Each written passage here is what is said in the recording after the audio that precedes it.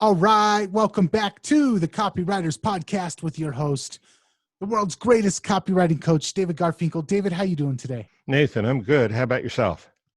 I'm doing fantastic, and I'm looking at the show notes. Number one, it's a return to my favorite series that we've done on the show.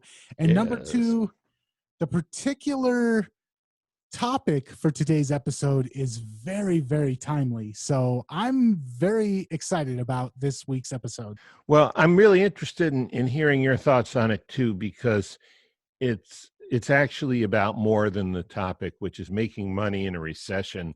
We're also going to talk about some attitudes and actions that work well all the time and work even better during a recession. So let's jump into it. We're back at it with our Old Masters series. We're going to talk about how to make a fortune during a recession. Now, a lot of people think that a recession like right now is the worst time to try and make a lot of money, but it all depends on your perspective, I promise you. People who are good at spotting opportunities learn how to adjust their own way of looking at things depending on the environment. Get it? They don't see everything black and white the same way through the same frame all the time. And when the storm clouds of recession and depression, and I'm talking about financial depression, show up, they use it to their advantage, not to take advantage of helpless people, but to recognize the opportunities in the changed circumstances. Bill Benton was such a man. He was 30 years old when the Great Depression hit in 1929, thus Old Master Series, but he didn't let that get in the way of his goal of becoming a millionaire by age 35. Along the way, he saved companies with his unique ad strategies. He even bought one for peanuts that was later earning him $2 million a year.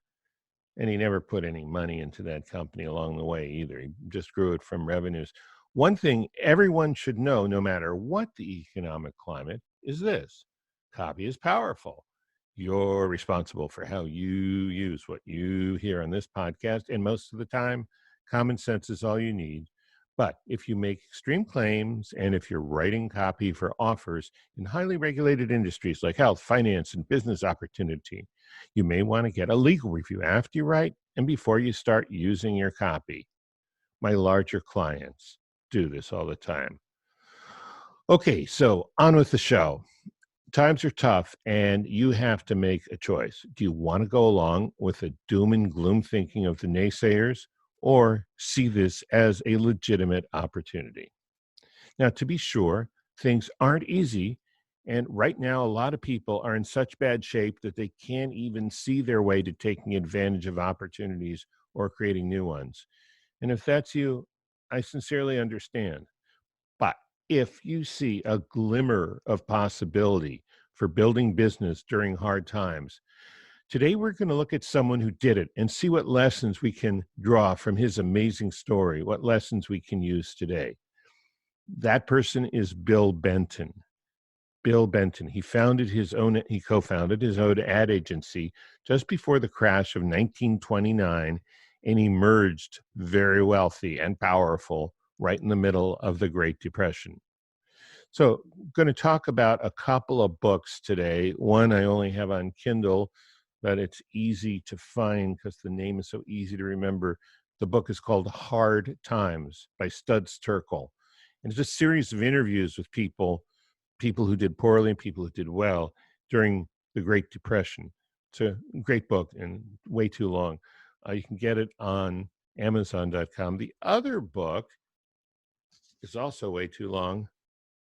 It's called The Many Lives of William Benton, Bill Benton, by Sidney Hyman, and it's out of print. You can find it on Amazon, at least of today. I don't know if you can find it tomorrow. All right. So in an interview in Studs Terkel's great book, Hard Times, Benton refers to what his friend, the economist Beardsley Ruml, said: in all catastrophes, there is the potential of benefit. We'll look at how you can do that today. I've boiled down what I learned reading both the chapter in Studs Terkel's book and parts of that huge book. I did not read the whole thing. I would not read the whole thing. Dr. Seuss would not read the whole thing, but there's some good stuff in there. Here are the 5 principles. 1, ignore the doom and gloom. 2, feet on the ground, eyes on the future. 3, use the power of great content to multiply the results from advertising. 4, make direct response advertising your foundation, not your skyscape. Okay. And number 5, imagination really is more powerful than knowledge. But first, you got to have the knowledge. Okay. So we got a lot to cover. So let's jump in. Principle number 1, ignore the doom and gloom. Bill Benton knew from a very young age he wanted to be rich. He always wanted to be rich, according to that authorized biography, The Lives of William Benton. And we'll put a link to that in the other book in the show notes. After high school, Benton was lucky enough to get into Yale. After he graduated, he said, at that time in history, you could show up at Harvard Law School on the first day of classes, flash your degree from Yale at them, and they'd let you in. No LSAT, no admission tests, no interviews, just Yale man, sure. That was the entire admission process in 1920, according to Benton.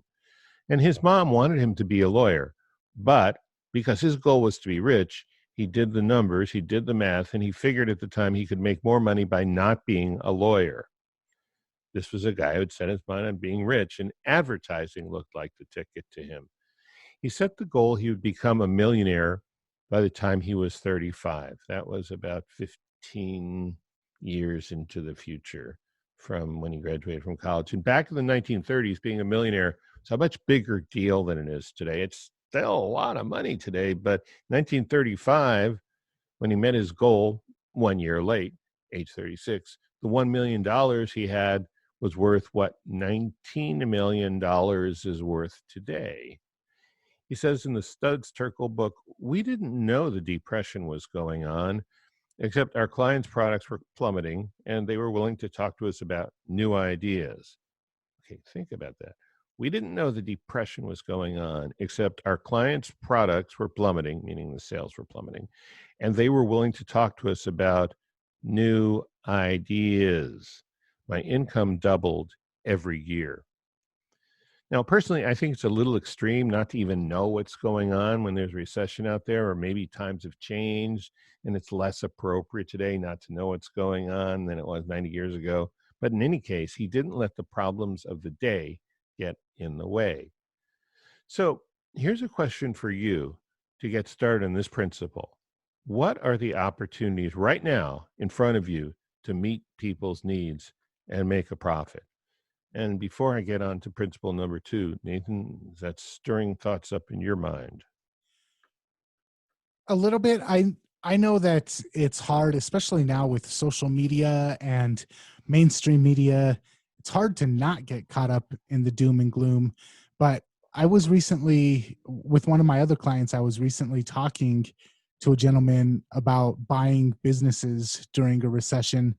And he was talking about some of the businesses that he holds on to or actively collects when he thinks that there's a recession.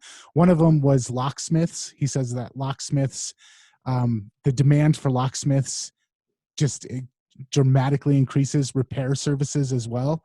So even when there's a bunch of businesses going under, there are still businesses that are going to thrive. And so in the example of the other one he mentioned was debt collectors, and I'm not a big fan of debt collectors, so I didn't want to cheer that one on. But when he mentioned repair services and locksmith services, it's just 2 examples of businesses that do well normally, but when everybody else is doing horribly, those 2 businesses tend to do even better. So no matter what's going on, there are always opportunities. So that's just kind of what that brings to mind. Yeah, that's a really good point. There's a psychological tendency called catastrophizing. It's sort of like if you have a dozen eggs and you break one of the eggs, you're afraid that you've broken the whole dozen. Silly example, but people do think that way when when the situation is not quite as visible as it is with the eggs. So yeah, great point. There are some businesses that are going to be doing well. Find them. Okay, principle number 2, feet on the ground, eyes on the future. Benton started out his advertising career at Lord & Thomas, the famous agency where 20 years before the great founding fathers of direct response advertising, copywriting, Claude Hopkins and Johnny Kennedy had started. Now, Benton did in the New York office, and he did not start as a cop, and, Lord & Thomas was based in Chicago. Benton did not start as a copywriter, but as an ad salesman, because he knew that was what he needed. Eventually he needed to know how to sell ads in order to really get rich. And so he became a copywriter later, and we'll talk about that in a second. Benton also knew that he looked young and he would not be taken as seriously as he would like to be when he went out trying to sell advertising, Lord & Thomas services to companies. So what he did is he took old issues of the Saturday Evening Post, a magazine, and took, the New York Times newspaper, and he would tear out ads that he didn't think were very good. And then he'd go into the business and he said, these ads aren't so good. Would you like to give Lord & Thomas a try? We could do better. That didn't work out so well, because while the people he was talking to didn't write the ads, they approved them. So they were insulted by what he said. And he finally figured it out. This guy just didn't give up, but eventually he knew he'd have to learn to write copy, or else he would never truly understand advertising, and Lord & Thomas wouldn't give him that job. So he found another agency that would, and this is still the early 1920s. He ended up writing copy for 8 hours a day, hard work, mid-1920s, hard work. About 5 years later, 1929, he launched his own agency. Imagine starting a business right in the eve of a Great Depression. Well, you might not have to imagine. That might be you listening to this now, if you just started a business a year ago. But I would say, if you know where you're going, you might not know exactly what the path is to get there, but you'll find it, or it'll find you. Just stay alert and be flexible when you need to, and be patient.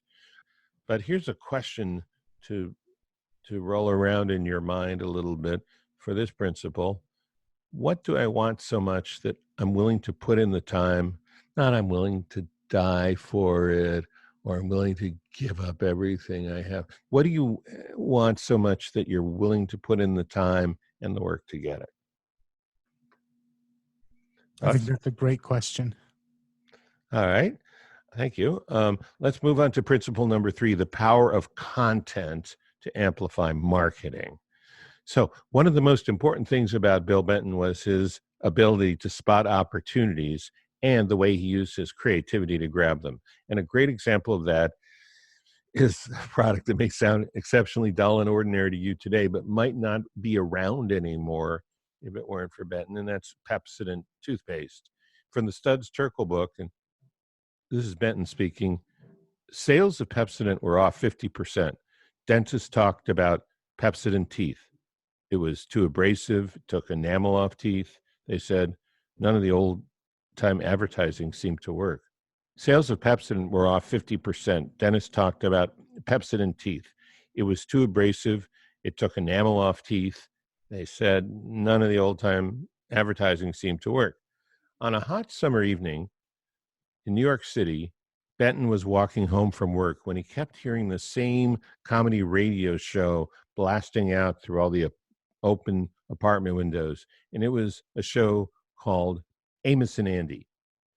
Okay, so everything he noticed on his walk home, this is me, not the book, everything he noticed on the walk home sparked an idea, a huge idea.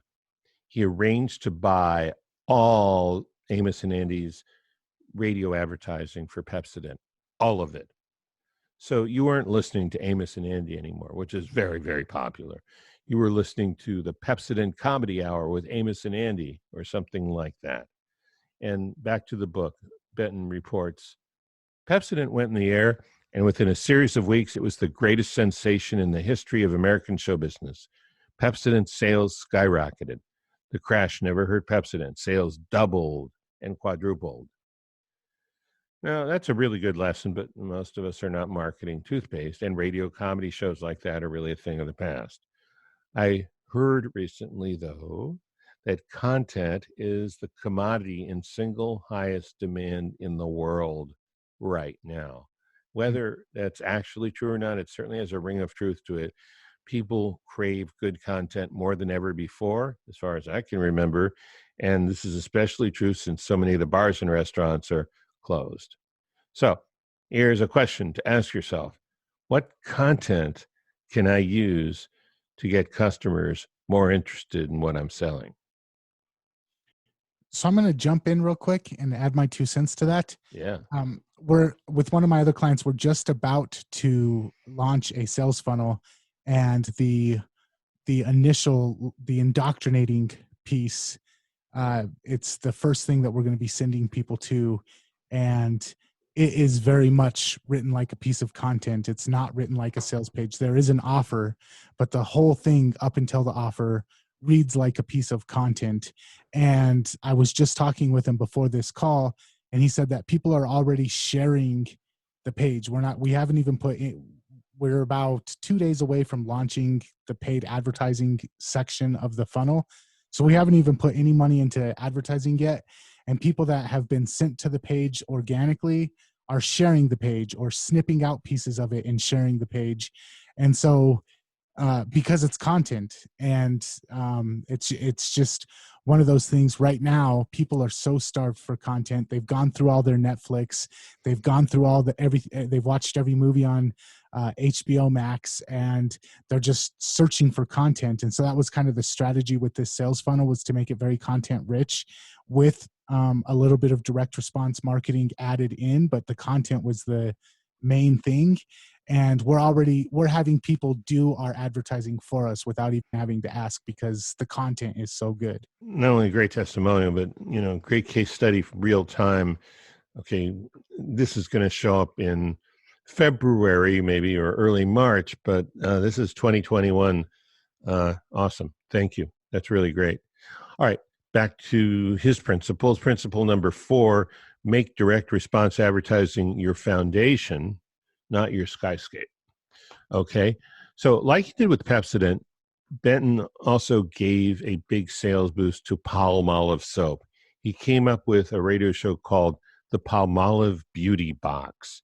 And he says in the Terkel book, I picked up an unknown member of the Metropolitan Opera Chorus, Gladys Swarthout, and we made her a big star. Now listen to this. They told me I couldn't use her because she was no soprano and the parts were just too high. I just said, rewrite the parts. Rewrite them lower. Nobody in opera would have thought of this, but we succeeded in radio because we didn't know any better. So these campaigns and their results started to get Benton and his partner, this Benton and Bowles, Mr. Benton and Mr. Bowles, they got a lot of attention. People started to ask, who's doing this? Benton started out a lot of times with some of these great promotions by using normal research techniques, the same kind that we use in direct marketing all the time. But then he catapulted a general advertising agency to stunning heights. And the key here is fundamentals. He learned these fundamentals, the research stuff, the basic stuff of how to get someone's attention and keep it. He learned that stuff through focused hard work on basic, unglamorous, direct response advertising. He didn't just make up what he was doing. Then he built his wild, entertaining ideas on a foundation of proven techniques that he had experience with himself. And so a question you can ask yourself is, what fundamentals do I need to get better at? I want to add that point that you said. He said somebody in opera wouldn't have thought of that. And he said, we succeeded because we didn't know any better. And so many times in advertising on different campaigns that I've ran, I'll submit it to my mastermind, or I'll have somebody read it and they'll be like, no, that's not going to work. That's not going to work. That's a horrible idea. And I'll even doubt it. But then when I run it, I'm like, whoa, it did work. And so sometimes sometimes that curse of knowledge comes in, where the people who know the most about it will give you the worst advice about it. It's true. It's always a battle between beginner's mind and, you know, uh, doing something because it feels good or seems right that's completely against the rules of marketing as we think we know them. But yeah, you seem to have a touch for that, though, huh? Not always. I've definitely had my fair share of failures, but it's just that story about um, the story about being like, well, that's the rule for the opera, but we're advertising, so we're going to go with our gut for what will work for an advertisement, and it worked out for him. That was uh, it's just one of those things where sometimes you have to trust your gut and ignore the experts. Yeah, I would agree with that. All right, so let's go to principle number 5. Imagination is more powerful than knowledge, but first you got to have the knowledge. Um, so this next story is going to be hard for a lot of musicians and musician fans to take. But since it's about how Benton took a business that was on the skids and turned it around and raised it up to generating $2 million a year, it's worth hearing the story. So do you know what Muzak is? Muzak, the company that pipes all that lovely music into elevators and just about every other public space these days? Well, way back in 1938, Muzak was only played in restaurants and bars. And as a business, it was just barely hanging on. Benton bought it for a song, so to speak.